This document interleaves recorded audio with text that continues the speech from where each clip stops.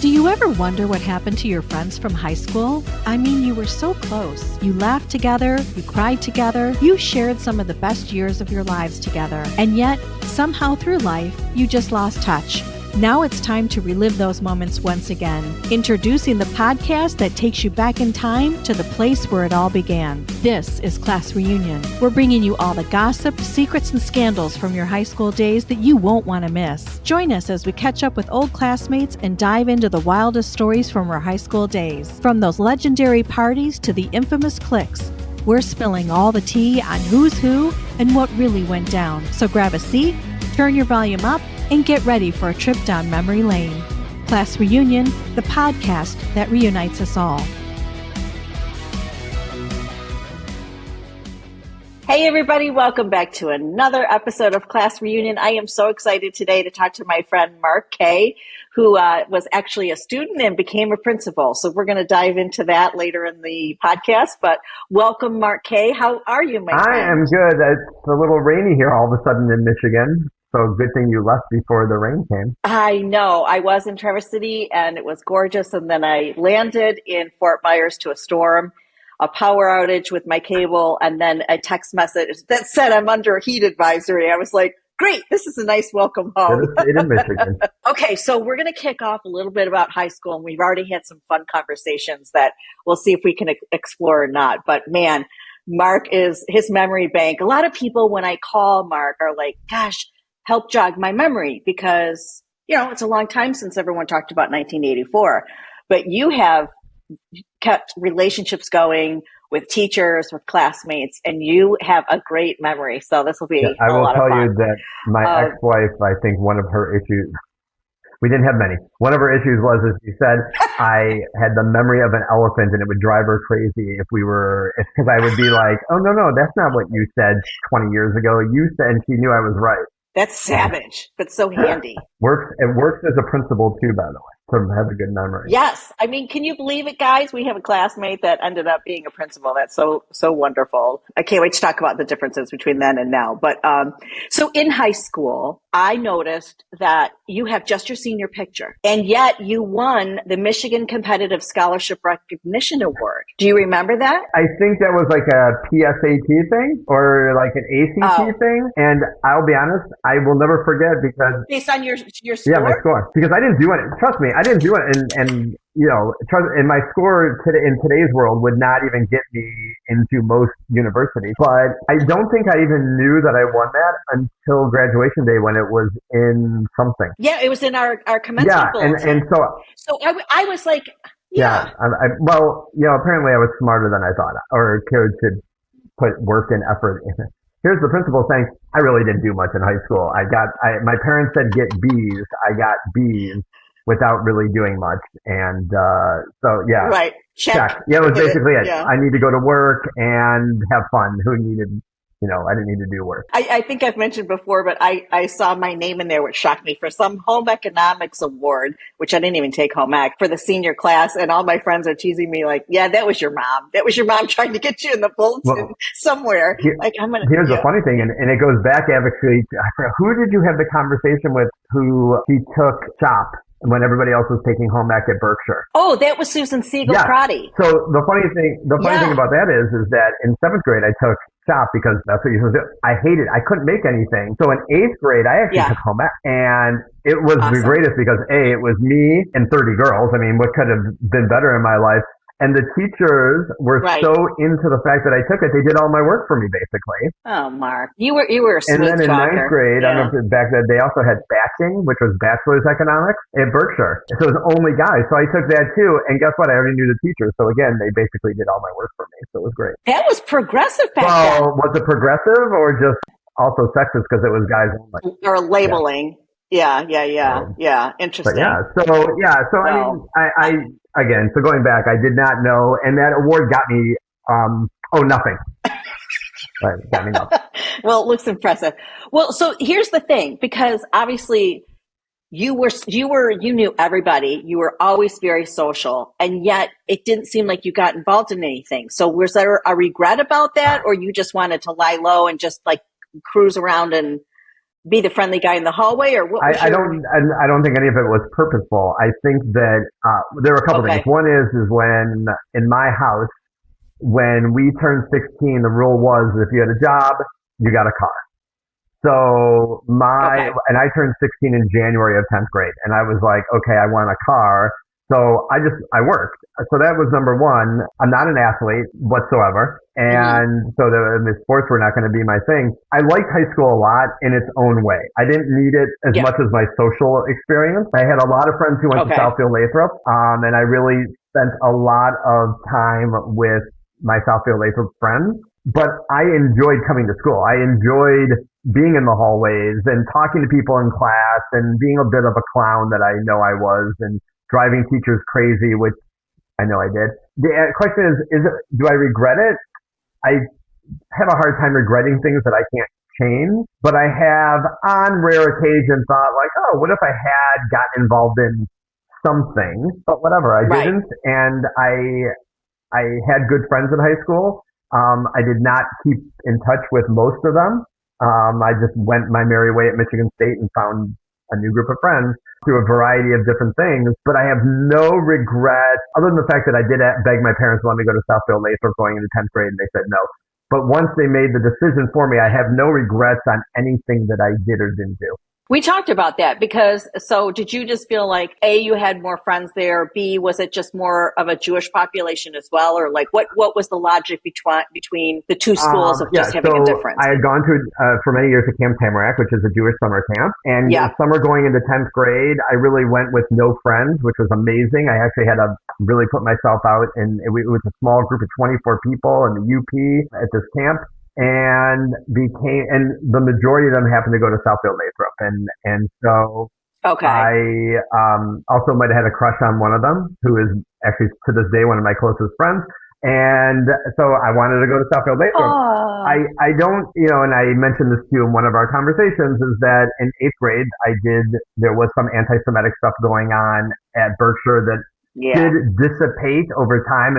And by the time I went to Groves, but there was not a large Jewish population at Groves like there is a much larger one today. And until my senior year, when somehow the Jewish crowd coalesced a little, so that was why. But like I said, once I didn't go to Southfield Lathrop, whatever, I had fun. I had fun every day at school. I mean, honestly, that's what shocked me, that you weren't, doesn't matter, but it's like, I know how active you were, knowing everybody, talking to everybody, knowing all the teachers. And it's like, God, you assimilated, like you owned the place, and yet you didn't have not a group to belong to, but like a sports or a theater, or I would have thought one of those, So that's awesome. I mean, it goes to show you don't have to be involved. You just walk the halls and say, I'm Marc Kay. I mean, the only downside to that, I would say, is that I had multiple groups of friends. So which is probably why when I left, I kind of just waved goodbye and said, okay, I'll go. And I worked at Camp Tamarack. I met 1 million people who all went to Michigan State with me. And so I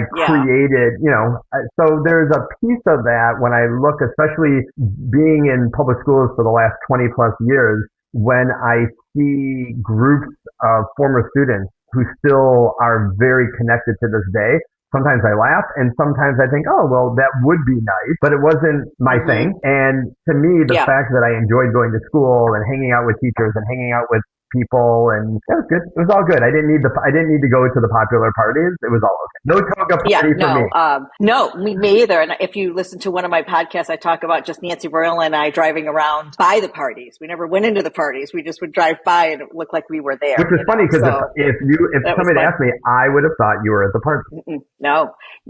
I like I said, I had my mom to contend with, who knew all, and we had a class of tattletailers. So like they would all tell her like, oh man, so-and-so got drunk. I was like, oh, another name off the list. I can't play it. I will tell you, I loved your mom, and I loved going by the office, but I never gave her, never gave her any, I would never have given her any gossip like that, But I can't even imagine how hard it would be to have my mother in school every day talking to every human being that I know. Yeah. It was a love-hate. Okay, so you mentioned working. I did the same thing. I got like a beige Chevette because I had a job. I babysat most of my life, but then, like you said, it was like, okay, now you need to make real money. and I got a job at a law firm, and I had this little beige Chevette from Thelma Irwin, who used to also work at Groves, and she was like a neat freak. So the car was fantastic. It drove perfectly. What was your first car? My first car was a Ford Mustang, a 5-speed. So I had to learn how to drive a stick shift right away. It was actually, I inherited it from my sister when she went off to college. Actually, I stole it from my sister when she went to college because she couldn't take it. It was hiding in a garage across the street that we parked in the winter. And my parents happened to go to work before I went to school. So once I got my license, I just slowly started taking the car every day. I paid for my parking permit. What was it back then? $25? Yeah. Something ridiculous. Yeah. And so by the time they realized I was doing it, they were just like, whatever. I was not going to ride the bus anymore. I was, beneath me at that point. So, it was a Ford Mustang. I loved the car. And then I had it for probably 2 years, maybe. And then it died. What color was it? Because we all know who had the cool cars. Silver. Okay. Yeah. There was a silver. There was a blue. That was Simke. There was a cream color. That was Danielle Williams. I remember mine was older. Mine was a 70. Okay. But that's a classic. Yeah, it's very cool. And did you go out for lunch? Every day. Yeah, right? Did you go to McDonald's or Burger King? Well, it's funny. My side hustle is I teach driver's education. And so yesterday, I think it was yesterday. Currently, he's talking about. Currently, yes. Because, I'm a public educator. You have to have 12 jobs. So I was driving down Southfield yesterday and went by the Arby's. And I said to somebody, I used to go there for lunch.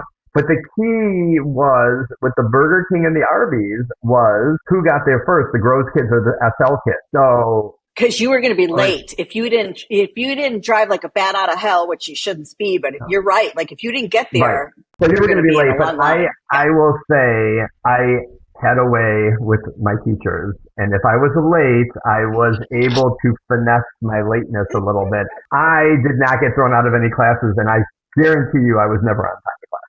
So we did. But Little Caesars too. We used to pick up Little Caesars. I think it was my junior year because I lived 13 in Southfield, right at 13 in Southfield. Okay. And I lived in the neighborhood behind there. So sometimes we would just get food and go to my house, eat, and then go back to school. So you were in Cranbrook with me then, Cranbrook subdivision, or you the other way? The other. Is just east of Southfield Road. Yes. I know what you're talking about. Yeah. Very fun. And none of that exists anymore. And it was like some of the best memories is to just get out and so fun. So let's talk about teachers, because you were a smooth talker and you had charisma forever that I can remember. Were you like that, first of all, as a kid before we go to the teachers? Were you always like the negotiator in preschool about snacks? I don't.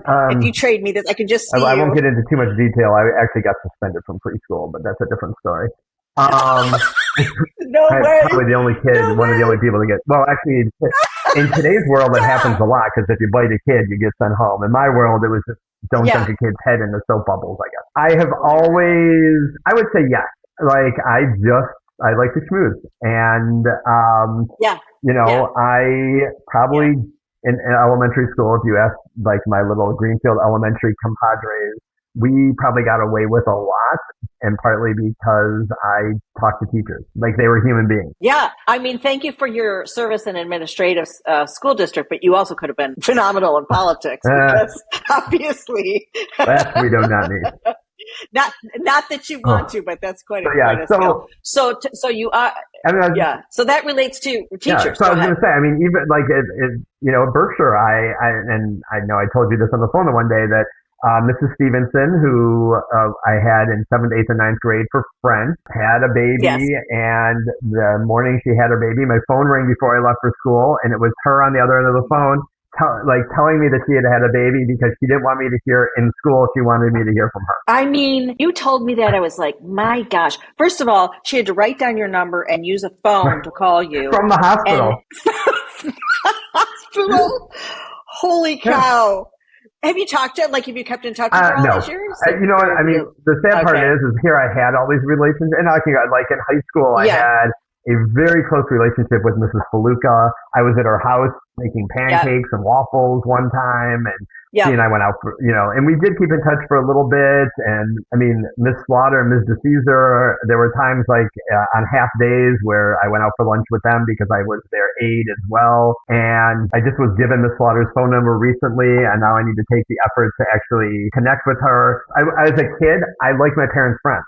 Right? Like I was into adult conversation, even sometimes more than stupid drama high school, which is kind of funny because that's what I had done for over 20 years is stupid drama high school. I've never really left it, but the teachers kind of gave me that balance and they treated me not like a child. No, and I've talked about this before, but I think two beautiful things that came out of being in the era that we did. You could have a relationship with your teacher, which is such a fine line today. So that's sort of sad. I get it, but they really were genuine without any ill intentions. They were wonderful. And we as kids grew up having to speak to adults, look them in the eye, introduce ourselves, because there wasn't a way to text a parent or sideswipe a conversation. You had to go eye to eye and either ring the doorbell and say, "Hi, I'm a friend of Mark's from school." I just think we advanced quickly in those adult relationships more so than our children did. At least that's my observation, because we had to, and it was great. Well, I will say, and I made fun of my father for this when I was a kid, and it irritated me, but it was always look them in the eye, shake their hand when you're introduced.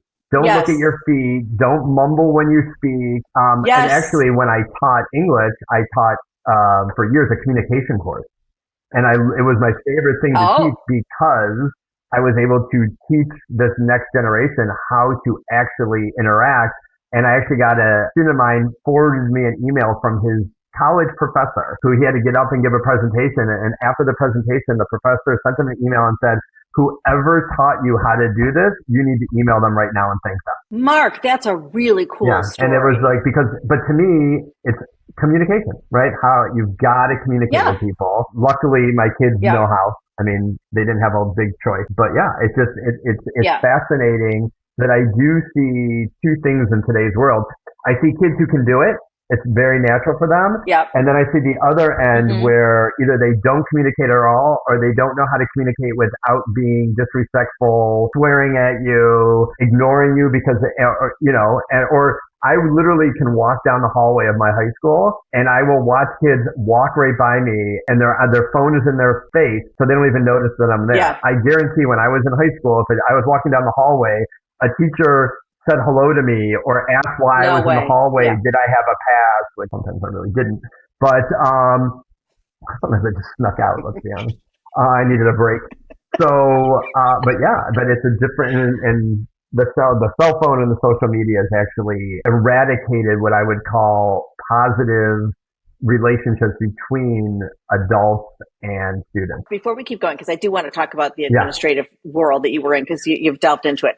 You did get the box of candies. So was there I'll confess, I came in late yesterday and I had to whatchamacallit out of that box. I couldn't help it. I just had to go back in time. What was your go-to candy? I would say I love Tootsie Rolls, and I think part of it is my grandfather loved Tootsie Rolls, so a lot of my candy. My parents did not allow a lot of candy in the house. A lot of my candy eating came from my grandparents, and luckily my grandparents were extremely young grandparents, so they got it. So Tootsie Rolls, M&M's, Snicker bars, but I also Razzles, right? When the movie was it, what's that Jennifer, what's her name movie? 13 going on 30, whatever it's called. Oh, going on. Yeah, and they were eating the Razzles. 13 going on 30. And I'm like, oh yeah, of course, Razzles. Who wouldn't want to eat some Razzles, even though they lost taste in 5 minutes, right? or juicy fruit gum. That was then I was thinking the other, about I don't remember the name of the gum that had it had liquid in the middle. So when you chewed on it, you got that little extra. Oh, Bubble Yum. No, it wasn't Bubble Yum. Oh no, not Bubble Yum. No. There was another one that came in different flavors. And so I'm a big gum chewer. I do love gum. So but to me, candy is your childhood. For sure. Well, and it was so creative back then too. You had the little liquid. There was more of candy cigarettes because I thought I was so cool smoking my candy cigarettes with a little plume of smoke. But I do think that when you eat the right candy, there is, now I'll throw my master's of social work in here. There's that sensory piece of candy that brings you back, hopefully, to a pleasant, more peaceful experience. Hey, sorry for the interruption. I've got some sweet news to share about old-time candy. They're all about bringing back the classic candies we grew up with and love. How, you ask? With the Decades box, of course. It's like taking a time machine back to your childhood, only sweeter. Personally, I've ordered from Old Time Candy to add some pizzazz to friends' milestone birthdays, and wow, was it a hit. Each box is jam-packed with goodies from the decade of your choice that will transport you back in time with a single bite. Plus, this family-owned business has been run by candy lovers for candy lovers since 2000. So if you're eager to relive the good old days, go ahead and check out Old Time Candy. You won't regret it. All right, now let's get back to the show. I agree. I'm going to ask you one more high school question. It's a trivia one, and then we'll go to your current day. Do you remember our class song, our senior class song? So, okay, going back to your conversation earlier, that I literally came to school. I drove into the parking lot, went to my classes, entertained whoever I could entertain, and drove out. I'm not going to say I was the perfect student because, did I go out for lunch? I did go out for lunch. I don't always remember school after lunch. But and then my senior year, I did a co-op. So I was only there 3 hours and then went to work. Yeah, I forgot about co-op. Do they still have that in school curriculums anymore? Not in the same way where we just where you got like X number of credits. Now, in order to do it, it's through, you have to take certain CTE classes, career tech classes, and then you can do it. And I mean, so it's a little more involved than it was, because I just remember filling out a piece of paper, handing it to whatever that woman's name was in that room that had all the job listings on the wall, and said, here, I'm going to do this. And I left, every day at whatever it was, 10:30, 11 o'clock, went to work till 4 or 5 o'clock. It was awesome. I mean, so to talk another about a contrast, like a lot of kids don't seem to work today. Some do. And I'm not criticizing the next generation. Like, we're the ones that raised them. So, but we had all of those opportunities where it was like, if you wanted a job, you were told to go look on the board and see what's available. I put my babysitting up there. That's how I found my law firm job. Like, we had the resources to help kids get a job. And I don't know if that's today. It's kind of sad if it's not, It's not there. It's not in the same way. There's not an, I mean, when I taught at Lakeland High School in White Lake, we did have a place and the jobs were still posted. They weren't even online yet. But over time, it just kind of became like, well, okay, then start knocking on doors. And like, you're 15, 16 years old now, no experience, no nothing. I will tell you with my own children. So I have two daughters. I've got one who will be 30 in a week, almost a week. Okay. That's what I wanted to go through. And then I've got another one who is 25 and she's getting married September 3rd. And my oldest daughter, her opinion was school was her job, right? She wanted to do schoolwork. She wanted to get into U of M. School was her job. My other daughter hated school, so she always worked to keep herself busy and occupied. And she found her job. Like, nobody really helped her. But it's also a personality thing. So I do think it is different. And I think, kids still have the same jobs. I've got a lot of students who work at the McDonald's but I will tell you too, one of the issues is that I know when I worked at Federal Hardware in Southfield, so what did I make? Maybe I made $6 an hour, $5. I don't even remember, right? And now I hear my students say, well, if they're not going to pay me at least 15, then I'm not going to work there, right? And I get it, right? Like, I get it to a degree, but at the same time, it's like, how about some experience?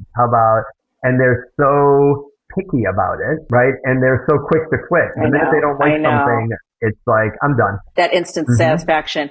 You brought up something, Mark, that I'm also thinking about. Your daughter that was like, school is my job. One of the things, and I have empathy for the kids today on this, so we can say they don't want to work, and I get it, and some of them should and take the $12 for God's sake. But the requirements now, look at all the people that are declined from universities who were student council president, got this award, were in all of these AP classes or whatever they call them today. If you weren't in an advanced placement or if you weren't in some type of extra class or took more, it's becoming that it's a job in high school. And there is no time for maturity and growth as a human being because you're trying so hard to have this list of requirements for colleges that I think are way too extensive.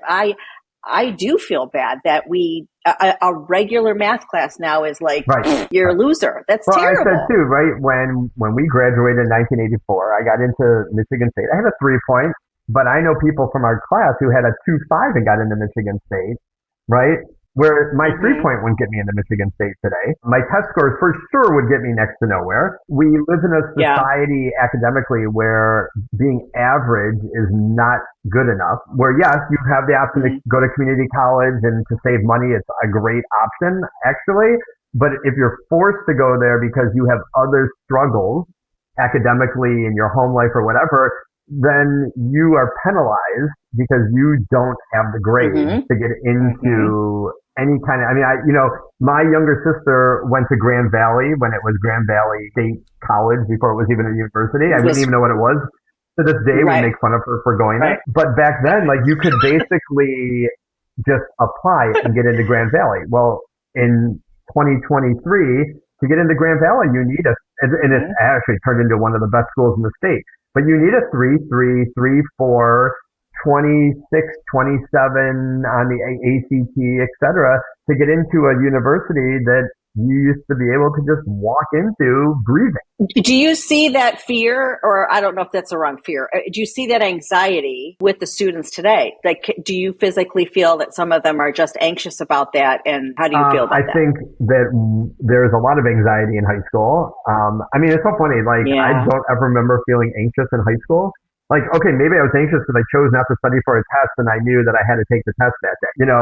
Anxiety for me was, I need to use the restroom and I'm not going to use the restroom. So now I got to get a pass and drive home so that I can use the bathroom in my house. I just don't remember that anxiety. And I look at it now and, and my older daughter suffers from anxiety. Both of my daughters actually suffer from certain levels of anxiety. And I think for my older daughter, it was like this idea of I need to be perfect to get to this level I want to go to. Like if you're deciding that you need to be perfect at the age of 17 or 18, like where do you have, you can't, I always say, and sitting in the passenger seat with 14 and 15-year-olds teaching them to drive and my life is in my hands, I always say to them like, oh, you're going to make mistakes, right? Like I feel like our generation, we were allowed to make mistakes and it was okay. And I feel like now there's a lot less mistakes you can make. And again, part of that is also social media. You can't make a mistake, and if it's on social media, it's going to follow you for the rest of your life.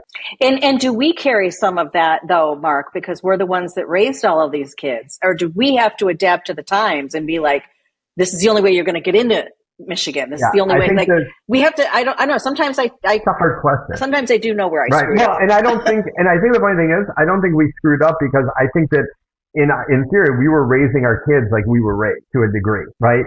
And all of a sudden, in the middle of the 90s, the internet arrived, and AOL and Instant Messenger, and as technological immigrants, which our generation are technological immigrants. We were not born with it. We were not raised with it, right? Yep. We, like you said in another podcast, we were raised with a long cord that we could hide in our bedroom or in a bathroom or in a bathtub, talking to our friends for 4 hours on the phone. And so we did not understand the technology. So our kids, especially I know in my kids in their 20s, they were not taught how to appropriately use the internet.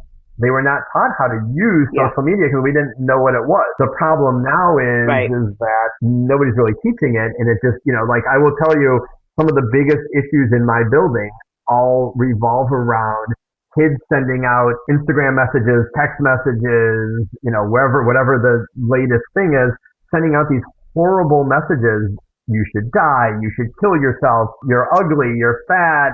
Don't come to, if you come to school tomorrow, I'm going to beat you up because you looked at my boyfriend wrong. And they don't realize, like, well, if a kid shows me that, then it goes against the code of conduct. And what is the consequence? And they don't get it. And sometimes even I'll call a parent and be like, well, they put this out there. Well, they didn't do it during the school day. And I'm like, but when it comes into the school, then there's an effect. So,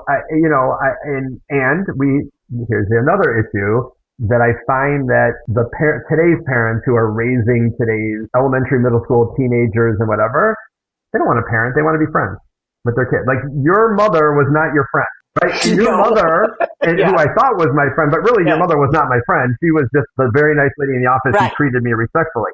And even, even if I went to Marla Faluka's house to make pancakes, in her home there was still this delineation, right? I knew my parents loved me. They were not my friend. My kids used to say, be my friend. I'm not your friend. It's not my job to be your friend. And we live in a world where parents want to be their kids' friends. So they jump to their defense over everything. I always laugh. I always used to say, if a teacher called my house, which did happen sometimes, even if I said to my parents, this is what they did to me, my dad's response was, well, if they needed to call, you've been doing other things, you're grounded. There was no, it was absolute respect. And why do teachers leave the profession? Because parents do not respect them, right? The kid is always right. The teacher is always wrong. The administrator is wrong. Even if we have evidence, somehow we're making it up or we're over analyzing it and so forth. And I think this is what one of the issues that's come with parenting is that they want, just like me. So I'm going to let you have the parties in our house, and I'll buy the alcohol because, at least you and your friends will like me, right?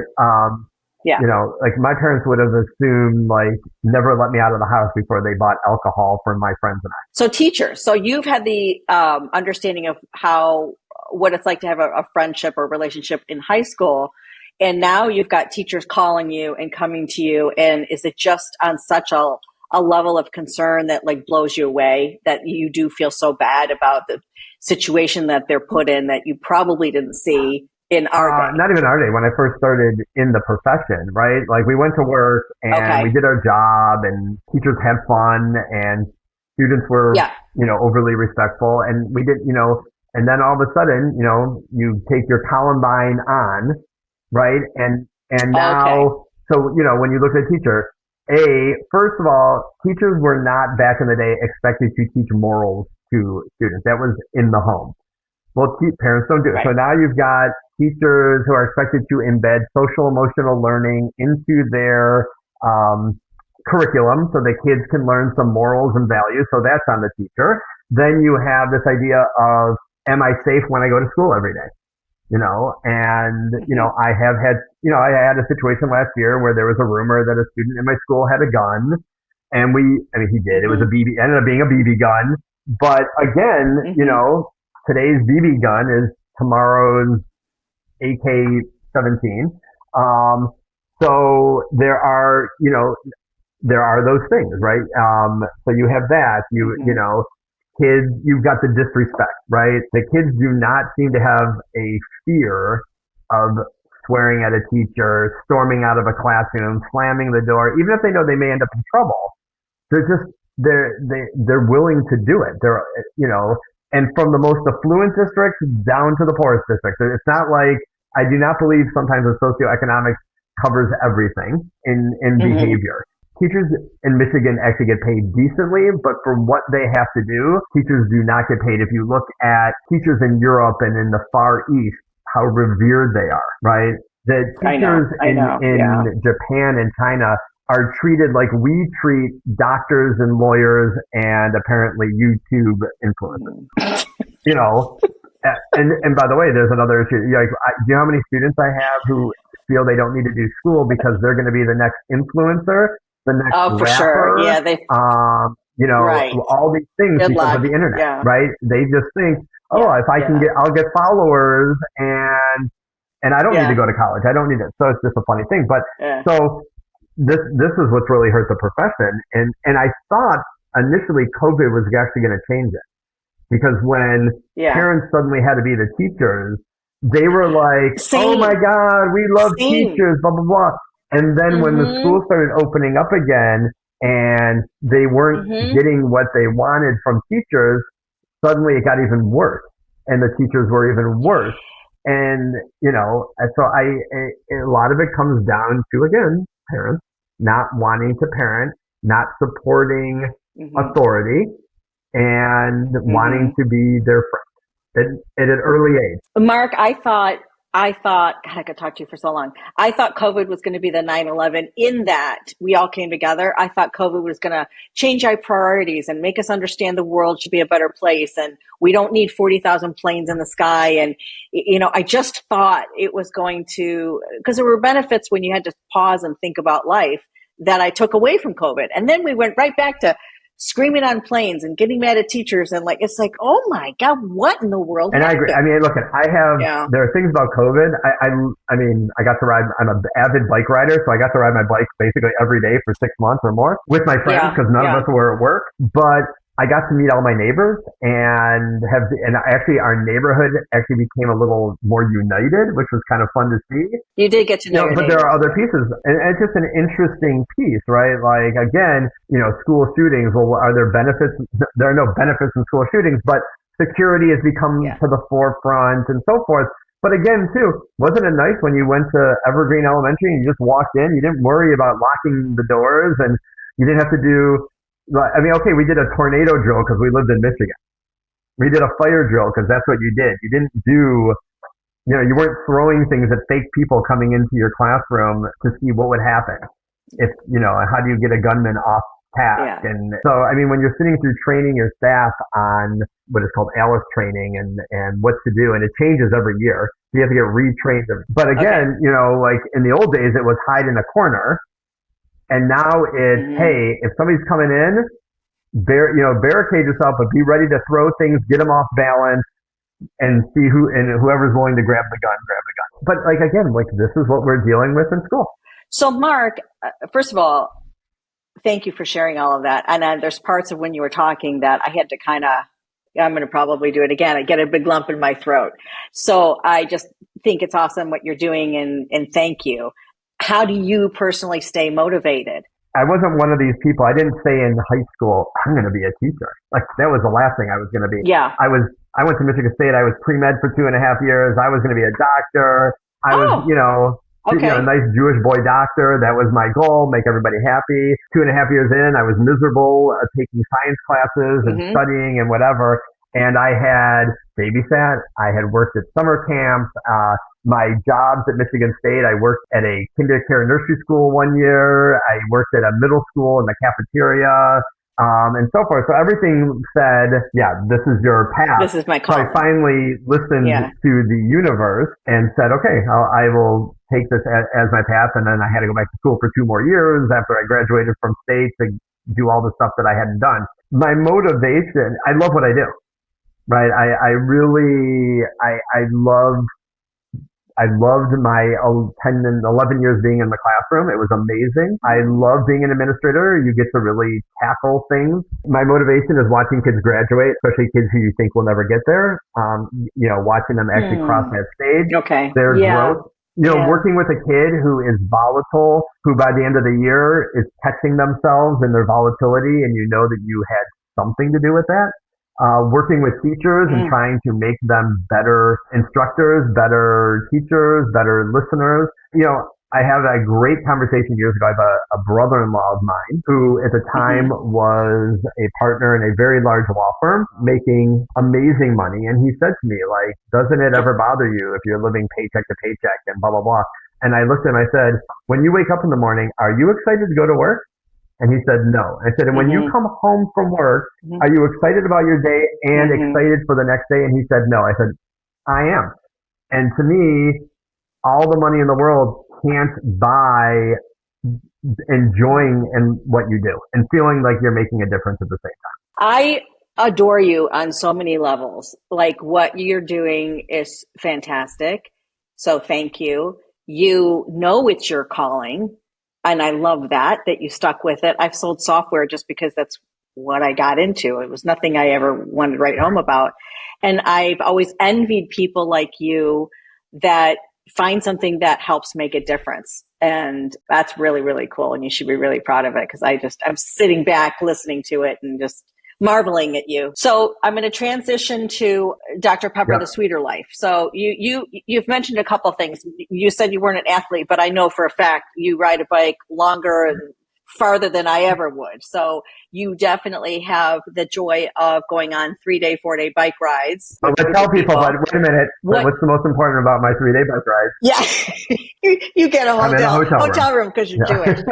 You're not camping. Yeah, I love it. So you do that, and you are still, loving this job. But where do you did recently, go through this divorce that changes the trajectory of how you look at your future. I've been there. So what does the roadmap look like for Marc Kay at this point? I don't know the roadmap, to be honest. I've heard you ask this question multiple times, and I've thought about it because I don't know what tomorrow brings.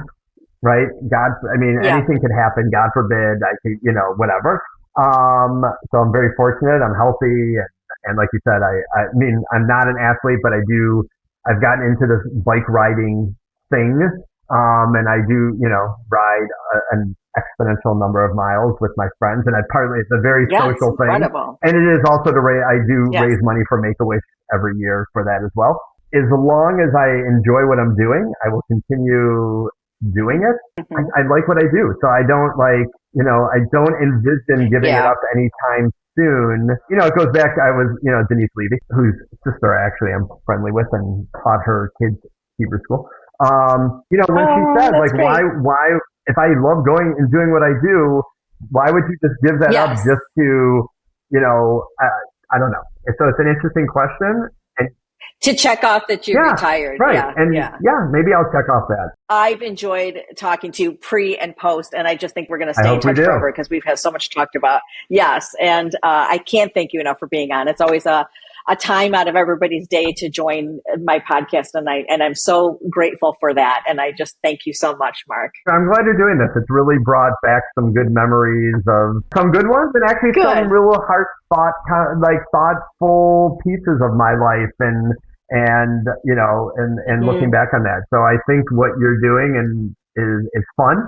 It's fun if you know the players involved, even if you weren't friends with all of them or weren't part of all the stories, but it harkens back to a simpler time, they say. It does. And unless we start, reminiscing and sharing stories of way back when, they're going to go away. So we have to keep boosting up the Gen X story. So I thank you, Marc, and we will talk again soon. All right, friends. That's it for this episode of Class Reunion Podcast. Thank you so much for listening. And if you enjoyed this episode, please subscribe to the show, write us a review, and share this podcast with a friend. Until next time.